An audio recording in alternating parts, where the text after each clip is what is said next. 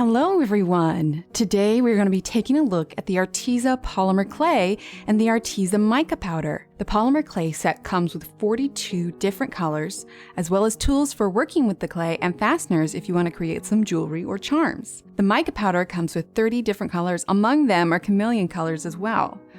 Let's go ahead and take a little bit closer look at them, beginning with the mica powder. Each of these mica bottles contain 5 grams of powder. They are high quality natural mica powders, amazing for all kinds of crafts including polymer clay, resin, and acrylics. Inside there is an information card that lets you know that each bottle is filled by weight of the powder. This is why some of the powder lines sit lower, because they are heavier than the others. It also includes the little spoon for scooping out the mica powder. What we're going to be doing today is brushing the mica powder on our clay to give it a really nice iridescent shine.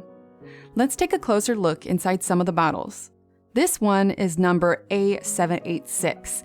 At first glance, it's a nice dark cool green color. Let's go ahead and scoop some out and you can see just how fine the powder really is. The next one is a Chameleon Powder, number A788. This one is incredibly fine. It's a nice kind of salmon color, but you'll see later that when we brush it on, there's a really beautiful gold shimmer to it. You can see a little bit on the spoon with the slight color shift against the light. We're going to move on to Polymer Clay now, and you'll be able to see how I apply the mica powder. As you can see, there are all the different colors. Colors can be purchased individually and in different size bricks.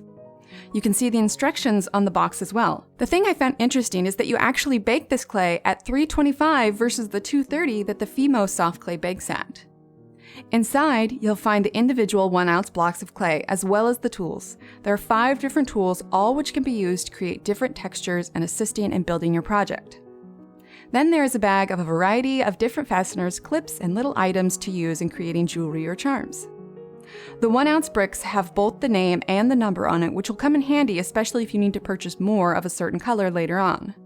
As you can see, there is a wide range of colors, which should allow you to create any project you have in mind.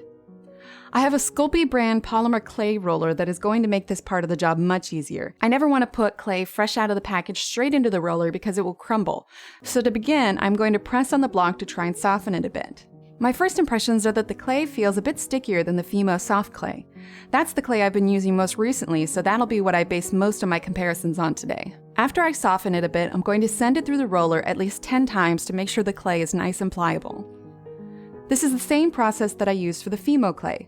Despite the fact that the pink clay was stickier and seemed softer than the Fimo, I did notice that not all the colors were as soft. For instance, the green was just as sticky, but less soft. Having clay that is too soft can make it difficult to make certain sculpts because there are times when you need it to stand up on its own. As the blocks are only 1 ounce, I would say that for projects bigger than 2 or 3 inches tall, you may want to get a second block of the color that you need, or stick to pieces that use a small number of certain colors, for instance, when you're making tiny food charms or creating canes for beads. The little detail on the outside of the dragon helps to bring it to life. Spots and texture are a great way to add depth to your sculpt.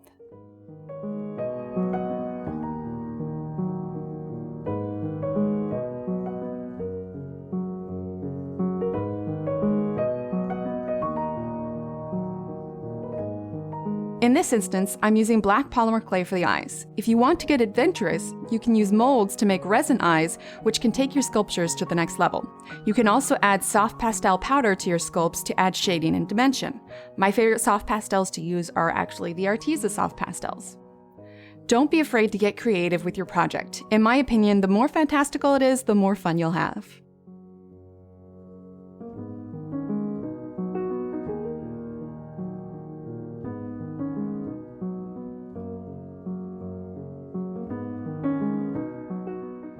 We're going to apply the mica powder before we bake it. The reason for this is pre-baked polymer clay is slightly sticky and the mica powder will adhere to the surface. However, if you bake it first, then apply the powder, it will brush right off.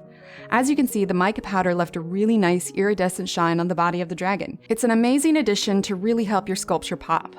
And here is the dragon all baked. Anytime you bake polymer clay, there's always going to be a bit of a smell. One of the important things to remember is to never bake food in the same oven that you bake polymer clay in. I use a separate toaster oven in a well-ventilated area. This is important to note because one of the things I did notice about the clay was that it left a stronger smell than the Fimo clay, so that's something to keep in mind. All in all, there were plenty of colors for me to choose from, and I really enjoyed making this little dragon. Everything you need to know about where to purchase your own polymer clay and mica sets are in the description below. If you liked what you saw here today, be sure to like, subscribe, and turn on those notifications for new content and when we go live. Thanks for watching.